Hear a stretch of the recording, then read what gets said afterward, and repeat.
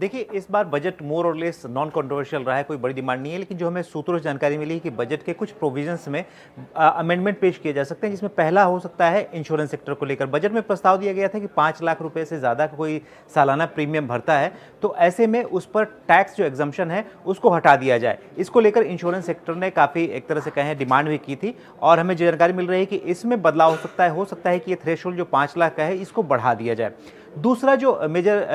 Amendment आ सकता है वो एमएसएमई डिलेड पेमेंट को लेकर। इसमें प्राइवेट एंटिटीज को शामिल किया गया था और इनकम टैक्स की एक्ट में बदलाव किया गया था कि अगर कोई एंटिटी अगर एमएसएमई को अपना पेमेंट नहीं करता है तो ऐसे में वो डिडक्शन नहीं ले सकता। इसमें अब सरकारी विभागों को भी शामिल करने पर विचार है, क्योंकि प्राइवेट एंटिटीज इस बात की मांग कर रहे थे कि ये सिर्फ नियम प्राइवेट सेक्टर पे ही क्यों लागू हो, सरकारी विभागों पर क्यों नहीं लागू, तो इसमें सरकारी विभागों को भी शामिल किया जा सकता है। तीसरा जो अमेंडमेंट कह सकते हैं या फिर उसे क्लैरिफिकेशन कह सकते हैं, जो एंजल इन्वेस्टमेंट पर जो टैक्स लगाने का प्रस्ताव है बजट में, उसको लेकर एक मेजर क्लैरिफिकेशन आ सकता है, क्योंकि बजट के बाद इसको लेकर काफ़ी एक तरह से कंफ्यूजन का दौर रहा। तो सरकार हो सकता है कि जो विदेशी निवेश है स्टार्टअप में, उसको लेकर जो टैक्स लगाने का प्रपोजल दिया था उसमें कुछ क्लैरिफिकेशन लाए या कुछ उसमें कुछ राहत देने पर विचार करें। तो ये 3 मेजर जो अमेंडमेंट हैं वो इस बार बजट में आ सकते हैं।